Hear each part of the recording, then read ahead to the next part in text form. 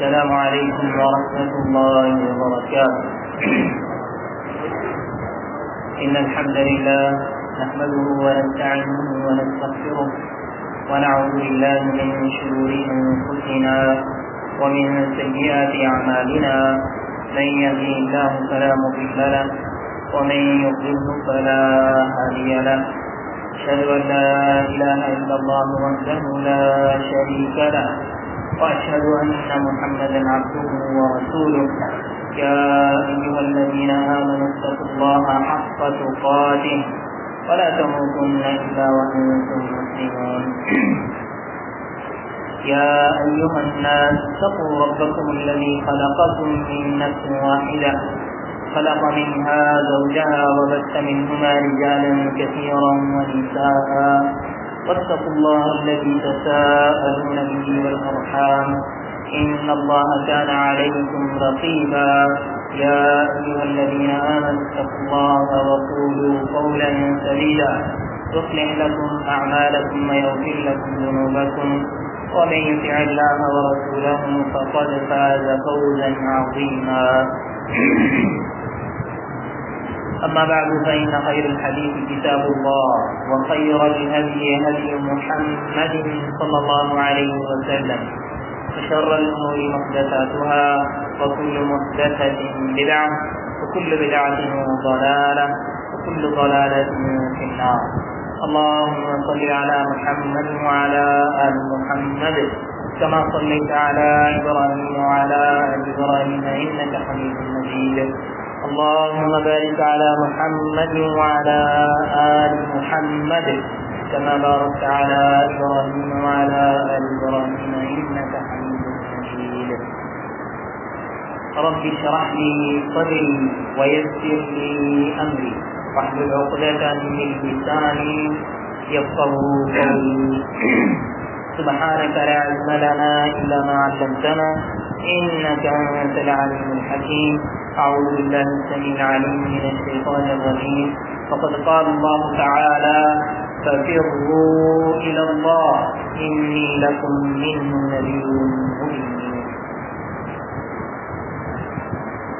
قرآن کریم کی جو آیت میں نے آپ کے سامنے پڑھی ہے یہ سورہ ذاریات کی 50 نمبر آیت ہے، جس کے اندر اللہ تعالیٰ یہ فرماتے ہیں کہ تم اللہ کی طرف آؤ بلکہ اللہ کی طرف دوڑ کے آؤ.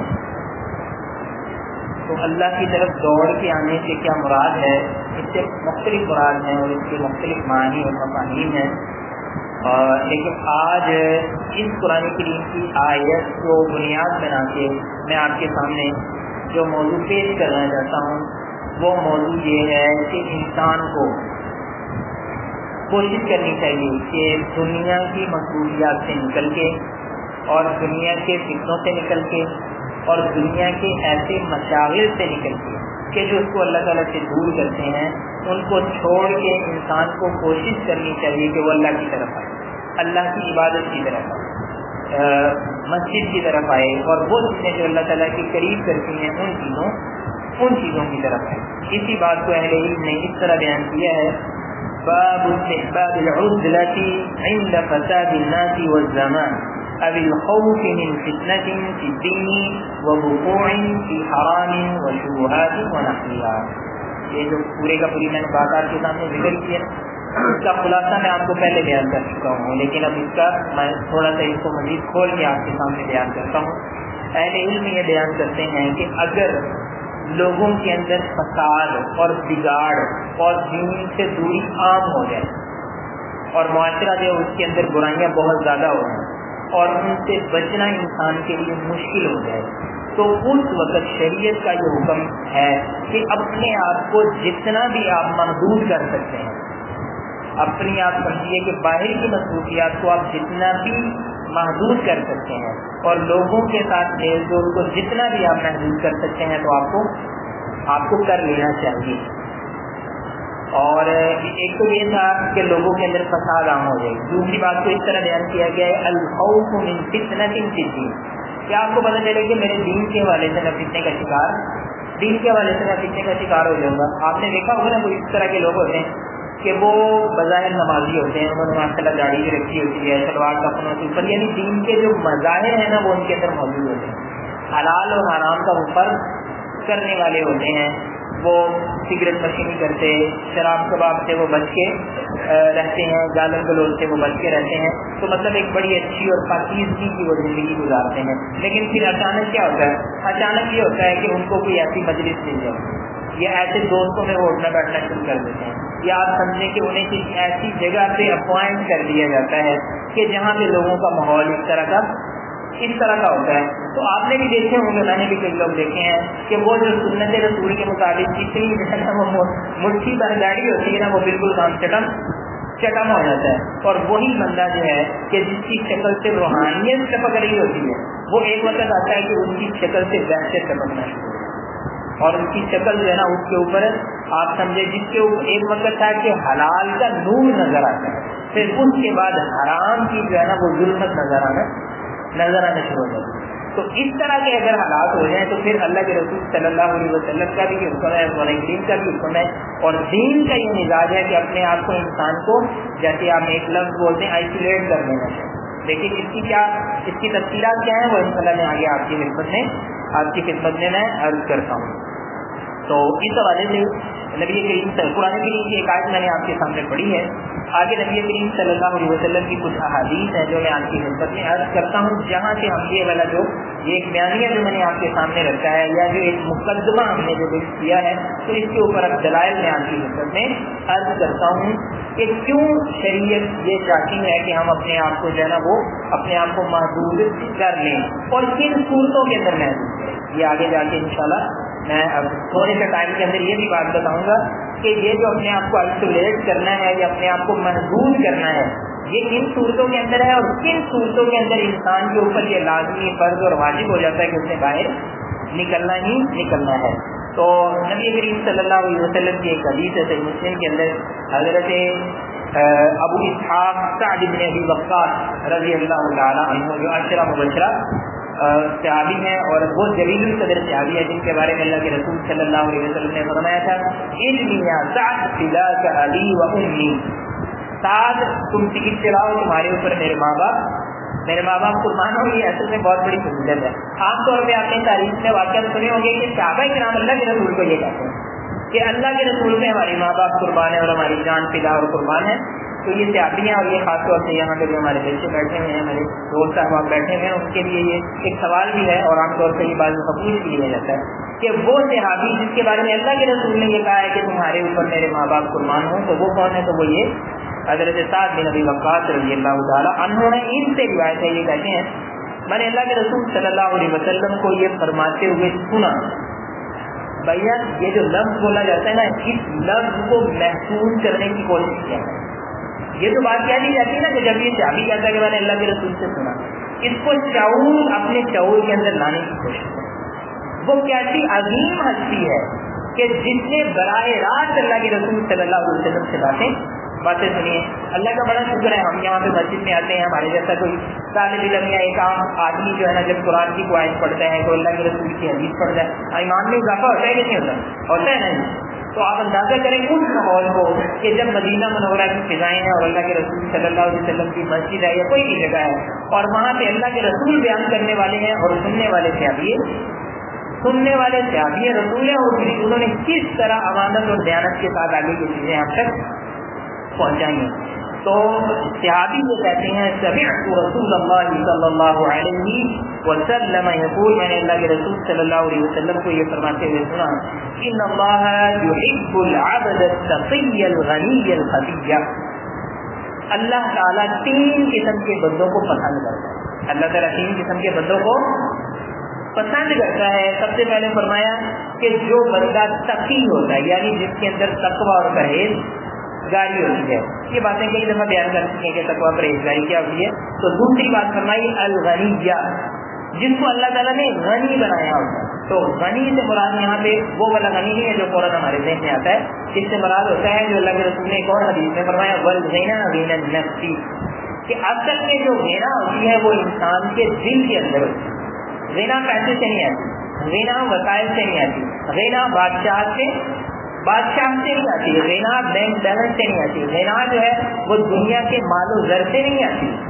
تو غنا آتی ہے کہ ایک ایسا جذبہ ہے جو اللہ تعالیٰ انسان کے دل کے اندر پیدا کرتا ہے.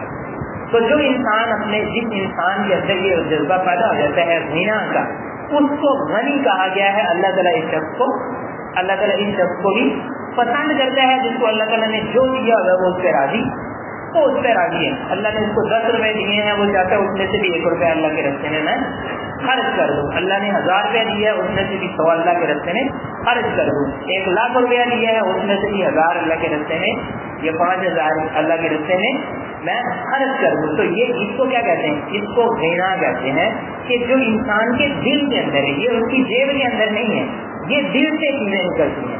تو اس طرح کے انسان کو اللہ تعالیٰ نے پسند کیا ہے. اور اس کے بعد آخری بات جو ہماری اس موضوع سے متعلق ہے، فرمایا الخفیہ. اللہ تعالیٰ اس بندے کو بھی پسند کرتا ہے جو اپنے آپ کو مخفی رکھتا ہے، جو اپنے آپ کو شو نہیں کرتا، جو اپنے آپ کو جو ہے نا وہ لوگوں کے سامنے آپ یہ سمجھیے کہ بنا سوار کے پیش نہیں کرتا کہ جی مجھے بھی دیکھو، میں بھی یہاں پہ موجود ہوں، دیکھو جی میں کتنا بڑا عالم ہے، میں کتنا بڑا قاری قرآن ہوں، دیکھو جی سارے کا سارا دنیا کا نظام تو میں چلا رہا ہوں، یہ جو اتنی اچھی مسجد چلتی ہے نا وہ تو میں چلا رہا ہوں، تمہیں پتہ ہی نہیں، تم آتے ہو نماز پڑھ کے چلے جاتے ہو، یہ سارے کا سارا کام تو میرا ہے. تو یعنی اس طرح کی چیزیں اس کے ذہن کے اندر نہیں ہوتی. ایسی جو مثالیں میرے ذہن میں آ رہی میں آپ کے سامنے ذکر کر دیتا ہوں جو ہمارے ارد گرد کی ہوتی، ورنہ اور بہت ساری چیزیں آپ نے دیکھا ہوگا. بعض لوگ ایسے ہیں ان کو صرف کریڈٹ چاہیے ہوتا ہے اور وہ اچھے لوگ ہوتے ہیں اور اچھا کام بھی کرتے ہیں، لیکن اگر کسی جگہ سے انہیں کریڈٹ نہ ملے تو وہ سارے کا سارا کام چھوڑ کے بیٹھ جاتے ہیں. تو جو خفی ہوتا ہے نا اس کے اندر یہ والی چیز وہ کہتا ہے کہ خیر کا کام ہو جانا چاہیے، میرا نام آ جائے گا اچھی بات ہے، نہیں آئے گا تو کوئی مسئلہ نہیں ہے. اصل کام کیا تھا؟ کام ہونا. اور اللہ نے قرآن کریم کے اندر اللہ کے لیے کام کرو، اللہ بھی دیکھے گا، رسول بھی دیکھے گا اور مومنوں کو بھی تمہارا کام نظر آئے گا. لیکن یہ ہے کہ انسان کو اپنے آپ کو پورٹری کرنے کی حوث نہیں ہونی چاہیے کہ میں سب کے سامنے نظر آؤں، میں یوٹیوب کے اوپر سب سے زیادہ میرے سبسکرائبر ہونے چاہیے. جب میں تقریر کروں تو سارے کے سارے جو ہے وہ انگوٹ بدلنا ہو جانی چاہیے، اور جب میں باہر نکلوں تو سارے کے سارے لوگوں کی نظریں جو ہے وہ میری طرف آنی چاہیے. میں ایسی خوشبو لگاؤں کہ جہاں سے میں گزر جاؤں لوگوں کو پتہ لگ جائے کہ فلانے صاحب یہاں سے گزر کے چلے گئے. تو یہ والی جو چیزیں ہیں نا، یہ مطلب یہ جتنے بھی چیزیں میں نے آپ کے سامنے مثالیں بیان کی نا، ان میں سے کوئی بھی برا کام نہیں ہے، یہ سارے کے سارے اچھے کام ہیں. لیکن ان کے پیچھے جو نیت ہے وہ نیت بری ہے، مقام کو برا کیا ہے، تو وہ بری نیت جو ہے وہ انسان کے اندر نہیں ہونی چاہیے. تو فرمایا جو الخفی ہے نا اس کے اندر یہ والی چیز نہیں ہوتی. الخامل المشتغل بعبادت ربه وامور نفسه، یہ ایسا شخص ہوتا ہے کہ جو اپنے آپ کو کوشش کرتا ہے کہ میں اللہ تعالیٰ کی عبادت تک محدود رکھوں اور جو میرے متعلقہ چیزیں ہیں، جو میری ذمہ داریاں ہیں، میں ان کو ادا کرتا ہوں. مجھے اس بات سے کوئی غرض نہیں ہے کہ فلاں کیا کر رہا ہے فلاں کیا کر رہا ہے. تو گویا اس حدیث سے یہ پتہ چلتا ہے کہ ان لوگوں کی فضیلت ہے کہ جو اپنے آپ کو جو ہے نا وہ لوگوں کی نظروں سے بچانے کی کوشش کرتے ہیں اور اپنے آپ کو نمایاں کرنے سے وہ گھبراتے ہیں. نبی کریم صلی اللہ علیہ وسلم کی ایک اور حدیث ہے، حضرت یہ ابو سعید خدری ہے، یہ غالباً کا نام ہے سعد بن سنان رضی اللہ تعالی عنہ. کہتے ہیں ایک آدمی نے اللہ کے رسول صلی اللہ علیہ وسلم سے پوچھا ای الناس افضل یا رسول اللہ، اے اللہ کے رسول صلی اللہ علیہ وسلم سب سے بہترین آدمی کون ہے؟ تو اللہ کے رسول صلی اللہ علیہ وسلم نے فرمایا مؤمن مجاہد فی نفسہ ومالہ فی سبیل اللہ. اس میں تو کوئی شبہ نہیں ہے کہ جو اپنے جان اور مال کے ساتھ اللہ کے راستے میں نکلتا ہے اور پھر اللہ کے راستے میں جان بھی قربان کر دی اور مال بھی قربان کر دیا، اس سے بہتر عمل ہوئے زمین پہ کوئی نہیں ہے. کوئی بندہ اس سے اچھا عمل نہیں کر سکتا کہ جو اپنے جان اور مال سے اللہ کے راستے میں جہاد کرتا ہے. پھر اس کے بعد اللہ کے رسول صلی اللہ علیہ وسلم سے پوچھا گیا تو آپ نے فرمایا اس کے بعد وہ آدمی ہے رجل معتدل فی شعب من الشعاب یعبد ربہ، یہ وہ آدمی ہے کہ جو دنیا کی چپرچون سے دور ہو کے، دنیا کی محفلوں سے دور ہو کے، دنیا کے شور و شغب سے دور ہو کے اور دنیا کے آپ یہ سمجھیں کہ یہ جو کریڈٹ کی جنگیں ہیں اور نمائش کی جو دنیا ہے اس سے دور ہو کے پہاڑ کی دور کسی گھاٹی یا چوٹی کے اندر جا کے بیٹھ جاتا ہے اور اس کا مقصد صرف یہ ہوتا ہے کہ وہ اللہ تعالیٰ کی عبادت کرتا رہے. تو ایسا شخص جو ہے وہ اللہ تعالیٰ کے یہاں گویا مجاہد فی سبیل اللہ کے بعد اس کا مجاہد فی سبیل اللہ کے بعد ایسے شخص کا درجہ ہے. اور ان کے بعد نبی کریم صلی اللہ علیہ وسلم نے فرمایا ایک اور روایت کے اندر یتقی اللہ ویدع الناس من شرہ، یعنی یہ والا کام وہ کرتا کیوں ہے؟ ایک ہے اس کے اندر تو یہ تھا کہ وہ اللہ تعالیٰ کی عبادت کرنا چاہتا ہے، یعنی ایک روایت کے اندر یہ آتا ہے کہ وہ اللہ کی عبادت کرنا چاہتا ہے، لیکن دوسرے کے اندر فرمایا یدع الناس یتقی من شرہ، کہ وہ لوگوں کو چھوڑ دیتا ہے اس وجہ سے تاکہ وہ ان کے گھر سے بچ سکے، لوگ ان کے گھر سے بچ سکے اور وہ لوگوں کے گھر سے بچ سکے. اچھا یہاں کی بات سمجھ آتی ہے، اس بات کو میں یہاں پہ ساتھ ساتھ ہی وضاحت کر دیتا ہوں کہ اس کا مطلب یہ ہے کہ وہ انسان کہ جو لوگوں کے ساتھ ملے تو ان کی عبادت میں خلل آتا ہے، یا لوگوں کے ساتھ ملنے سے لوگ اس سے تنگ ہوتے ہیں یا وہ لوگوں سے تنگ ہوتا ہے. اور تنگی سے مراد یہ ہے کہ لوگوں کی وجہ سے اس کے اندر برائیاں آتی ہیں یا اس کی نیکیاں چھوٹی ہیں. تو ایسے آدمی کے لیے حکم ہے تو اس کو اپنے آپ کو لوگوں سے الگ کرنا ہے. اور الگ کرنے سے مراد یہ ہے آپ کی مثالیں کیا ہے. اب دو کے بعد مجھے یہ کہنا پڑتا ہے کہ مجھے کسی سے نظر آتی مجھے وہی کہنا پڑے گا. ہمارے یہاں بعض مسجدوں کے اندر اس طرح ہوتا ہے کہ لوگ مسجدوں میں آتے اور آگے لڑائی چھوڑے گا اور بھی لوگ نے یہ نہیں کیا وہی کیا. تو اللہ کے بندے اگر آپ کو لگتا ہے کہ مسجد میں اس طرح کا ماحول ہے تو دو بندے ہیں. اکثر تو سمجھتے ہیں کہ میرے اسٹائل کی وجہ سے، میں اپنی بات میرے اسٹائل کی وجہ سے یا مسجد میں کوئی بدل تنگ ہو رہا ہے تو مجھے یہاں سے کنارہ نہیں کرنی چاہیے تاکہ لوگ میرے گھر سے محفوظ ہو جائیں. لیکن اگر آپ سمجھیں گے مجھے تو کسی کو کوئی تکلیف نہیں ہے لیکن مجھے لوگوں سے تکلیف ہے تو یہاں سے چھوڑ کر آنا چاہیے. تو جو مجھے پہلے تو میں میرا کام ہو تمہاری وجہ سے میرے ساتھ یہ ہو رہا ہے، مجھے تو ہماری بھی ایک بڑی میرے ساتھ تو یہ نہیں ہوتا، میرے ساتھ وہ نہیں ہوتا. یہ بہت صورت میں جاتا ہوں آپ کو جان دیتا ہے کہ ساری مسجد ہوتی ہے، سارے لوگ ہوتے ہیں یا اکثر لوگ ہوتے ہیں ایک بات کو مستقل ہو جاتی ہے. لیکن ایک آدھا بندہ میرے ساتھ کرنا اس کا دماغ جو ہے تھوڑا مختلف ہوتا ہے، اس کا کوئی اصول نہیں ہوتا. تو وہ چاہتا ہے کبھی اب سارے جو وہ میرے مقابل ہونے دیں گے اور اگر وہ نہیں ہوں گے تو نمازیں پڑیں گے، مجھے مزہ نہیں آتا. تو اس طرح کے بندے کو کیا کہا گیا کہ بھائی آپ نے لوگوں سے علیحدہ ہو تاکہ لوگ آپ کی طرف سے بچ سکیں اور آپ لوگوں کی طرف سے بچ سکیں. اور یہی مثالات دنیا کی کسی اور جگہ پہ آپ اس کو لے جا سکتے ہیں. اور کام ہے دنیا کے جتنے بھی کام ہے. تو اس صورت کے اندر جو ہے وہ انسان کو جو ہے وہ علیحدگی اختیار کر لینی چاہیے. اس طرح صلی اللہ علیہ وسلم کی یہی حدیث ہے، لیکن اس کے بعد تھوڑے سے مختلف ہے کہ صلی اللہ علیہ وسلم نے فرمایا یوشک ان یکون خیرا للمسلمین غنم یسترعونها سبق الجبال ورفع القتل يفر به من الفتن. کہ انقریب ایسا وقت آئے گا کہ انسان کے لیے بہترین بات یہ ہوگی کہ وہ اپنی بکریاں لے، اپنا لیبر لے، جو سامان ہے اس کو لے اور دنیا سے دور جا کے پہاڑوں کے اندر جو ہے وہ اپنا گھیرا کر لے اور جہاں بارش ہوتی ہے اور جہاں پہاڑوں سے سبزہ ہے اور جہاں مطلب آپ سمجھیں گے حیات انسان کی حیات یا حیوانات کی حیات و زندگی کے جہاں پہ مواقع اور امکانات موجود ہیں ان کو اپنے آپ کو وہاں پہ رکھنا چاہیے اور ان علاقوں کے اندر نہیں رہنا چاہیے جہاں سے اس کا دیش متاثر ہو یا جہاں سے اس کے اخلاقیات متاثر ہو یا جہاں سے وہ لوگوں کے لیے سیکھنے کا ذریعہ بن جاتا ہے. اور ایسی صورت کے اندر نبی صلی اللہ علیہ وسلم نے ایسے شخص کی باقاعدہ تعریف کی، یعنی اس کو برا نہیں کہا. ہمارے یہاں بعض دیکھو ایجوکیشنل بن گئی، لیکن انسان کو نا حقائق کا سامنا کرنا چاہیے اور اپنے گریبان میں جھانکنا چاہیے اور اپنے آپ کو سمجھنے کی کوشش کرنی چاہیے. کسی نے آپ سے تبصرہ کرنا ہے تو پہلے سب سے آپ اپنے آپ سے تبصرہ کریں، آپ اپنا کرنا وہ ایسے خود کریں، آپ اپنی شخصیت سے تجزیہ تبصرہ خود کریں، آپ خود اس کو اینالائز کریں. اگر آپ کو یہ لگ رہا ہے کہ میری شخصیت شخصیت اس طرح کی نہیں ہے کہ میں کسی بندے کے ساتھ دو جملے بول سکوں یا یاد کر سکوں میں اس کو بات سنا کروں یا اس کو سمجھا سکوں تو بات نہیں کرتے. ہمارے یہاں ہوتا ہے اس طرح کے دوست ہیں بات موجود ہے.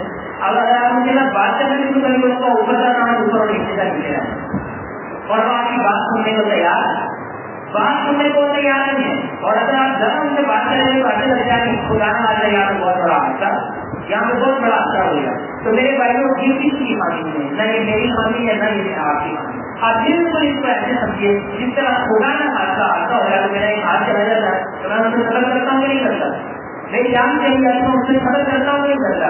اسی طرح برداشت کرنا کی ایک نعمت ہے, اگر وہ آپ سے ختم ہو گئی ہے تو اس کا مطلب یہ ہے آپ نے ایک تو اس کو بیٹر کرنے کی کوشش کرنی ہے. دوسری بات یہ ہے کہ اس کو دکھا کرنا اور اس بات کے جو ہے نا وہ اللہ تعالیٰ کی رضا سے راضی رہیں, لیکن یہ ہے کہ اس حقیقت کو سمجھ کے کچھ لوگوں کو اپنے گھر سے بچانے کی جو کوشش کرے نا. اب آپ سمجھے نا کہ میری آنکھیں اللہ تعالیٰ نے مجھے آنکھیں دی, اللہ تعالیٰ سب کی آنکھوں کو محفوظ رکھے اور جن کے مسائل اللہ تعالیٰ ان کو بھی دور کرے. اللہ نے مجھے آنکھیں کے لیے کوئی حادثہ ہوتا ہے تو میری آنکھیں دے دی جاتی ہیں. اب جب میری آنکھیں میں گاڑی چلاتا تھا, بائک چلاتا تھا, سارے کام میں سارے کام کرتا تھا. اب میری آنکھیں چلیے بھی اب آپ کے خیال میں گاڑی ڈرائیو چلنی چاہیے. اگر میں گاڑی ڈرائیو کروں تو لگوں گا دیکھنے کی میں سفر کر رہا ہوں تو دیکھ کہ میں نے زندگی سے مقابلہ تو کرنا ہے, کوئی بات نہیں میری آنکھیں نہیں ہے گاڑی تو میں نے ڈرائیو تو بھیا آپ کو مقابلہ کرتے ہیں لیکن دوسروں کا کیا کرتے ہیں, جس طرح سے آپ گاڑی چلا رہے ہیں اس کا کیا کرتے ہیں. تو آپ سمجھیے کہ میرے اندر برداشت ختم ہوگی تو مجھے اس سے خبر تو کرنا چاہیے, لیکن آگے سیاسی تدابیر بھی مجھے اپنانی چاہیے. مجھے دوسروں کے ساتھ لڑائی جھگڑے نہیں کرنی چاہیے, ان کے ساتھ ڈائیلاگ نہیں کرنا چاہیے. اور اس طرح کے جو معاملات ہیں کہ ہوتے اس طرح کے بات میں انسان کو ہوتی سمجھ خود نہیں سمجھ رہے ہوتی کہ یار میں کس طرح کی مصیبت میں پھنس گیا ہوں. تو اس میں میں دو باتیں کہنا چاہتا ہوں. ایک تو یہ ہے کہ اگر کوئی مثال کے طور پہ آپ سمجھو کہ میں اس مصیبت کی طرح مبتلا ہوں تو مجھے اپنے آپ کو جو ہے اللہ تعالیٰ کی رضا سے راضی رہتے ہوئے اسے قبول کرنا. اچھا دوسری بات یہ ہے جو دوسرے لوگ ہیں ان کو میرا مذاق نہیں ہوا, مجھے سارے نہیں رہنے چاہیے. یعنی آپ سمجھو اگر کسی کی آنکھ کے لیے تو کیا ان کو اندھا کہنا نہیں چاہیے, کسی کا ہاتھ چلا کے اس کو الٹے سیدھے نام دینا نہیں چاہیے, کسی کے ٹانگ چل گیا اس کو الٹے سیدھے نام دینا چاہیے.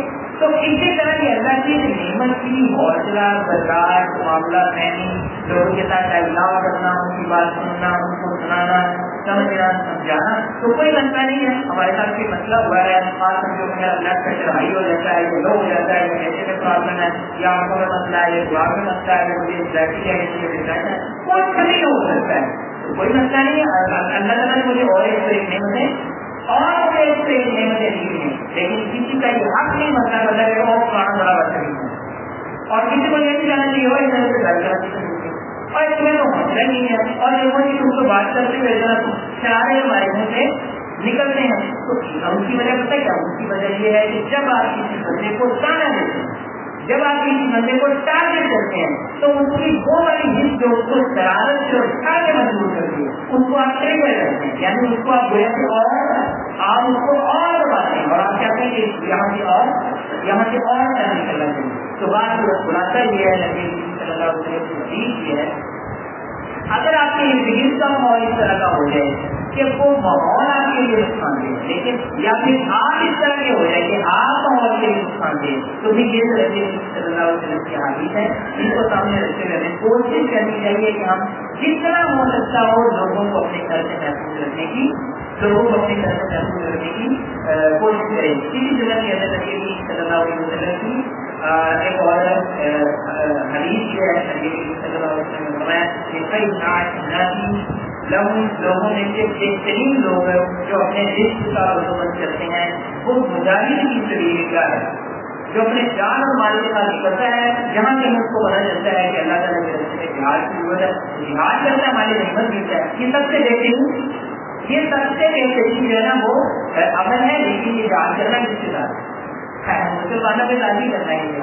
پاکستان میں نہیں کرنا اللہ کے بندے, سعودیہ میں نہیں, پاکستان کے ممالک میں یہ جہاد نہیں کرنا, اپنی فوجوں کے ساتھ جہاد نہیں کرنا, اپنی پولیس کے ساتھ جہاد نہیں کرنا, اپنے اداروں کے ساتھ یہ جہاد یہ آدمی میں بھائی یہ فساد ہے.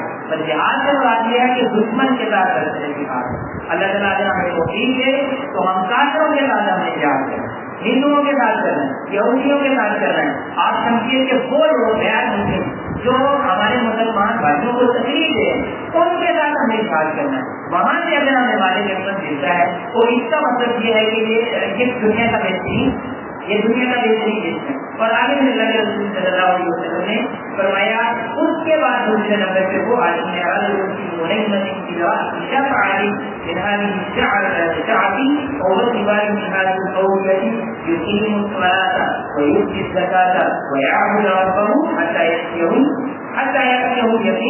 تو دوسرا آدمی وہ ہے کہ جو ایسی جگہوں سے دور ہو جاتا ہے جہاں پہ فتنہ فساد ہے, یا جہاں پہ لوگ اس سے تنگ ہوتے ہیں, یا وہ لوگوں سے تنگ ہوتا ہے, اور دور دراز ایسی جگہوں میں جا کے آپ اپنے روزی روٹی کا بندوبست کرتا ہے اور اپنی عبادات, نماز, زکات, حج جو بھی ان کے معاملات ہیں ان کو وہ ادا کرتا ہے. تو ایسا آدمی دنیا کا مجاہد کے بعد بہترین آدمی. اچھا یہ بات میں اس وجہ سے کہہ رہا ہوں کہ جب انسان کے اندر اگر کوئی کمزوری آ جاتی ہے کہ وہ معاشرے کے اندر عام لوگوں کے اندر رہنا اس کے لیے مسئلہ ہو جاتا ہے, اور پھر وہ اپنے اس کمزوری کو سمجھتے ہوئے اس کا بندوبست کر لیتا ہے, تو وہ معذور آدمی اس کو سمجھنا چاہیے, اس کو غلط آدمی نہیں سمجھنا چاہیے. اللہ کے رسول صلی اللہ علیہ وسلم نے اس کو بہترین آدمی قرار دیا ہے. کیوں؟ کیونکہ اس نے اپنی ایک کمزوری پہ قابو پا لیا. یہ آپ نے سمجھیے کہ جو معاشرے کے اندر جو فتنہ اور فساد ہے اس سے بچنے کی کوشش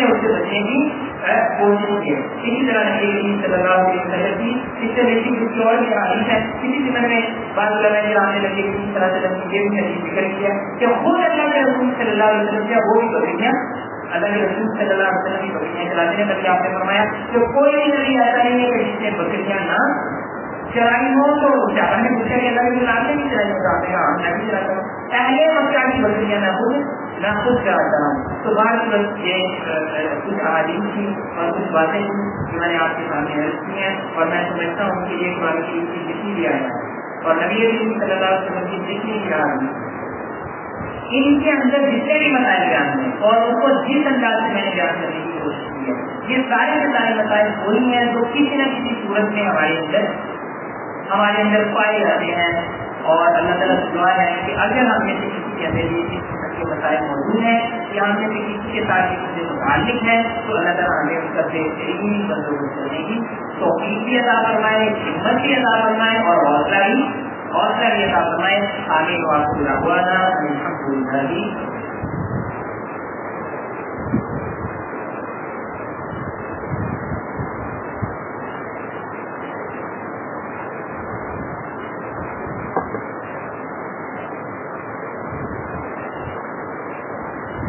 الحمدللہ والصلاة والسلام علی من لا نبی بعد اما بعد. اچھا یہ جو میں نے اتنی ساری بات کی ہے نا وہ یہ تھی کہ انسان کو نا دوسروں سے دور ہونا چاہیے. اچھا اب ایک اور حدیث سنے تاکہ جو ہے نا وہ ہمارا موضوع مکمل ہو جائے اور بات بیلنس کے اندر آ جائے.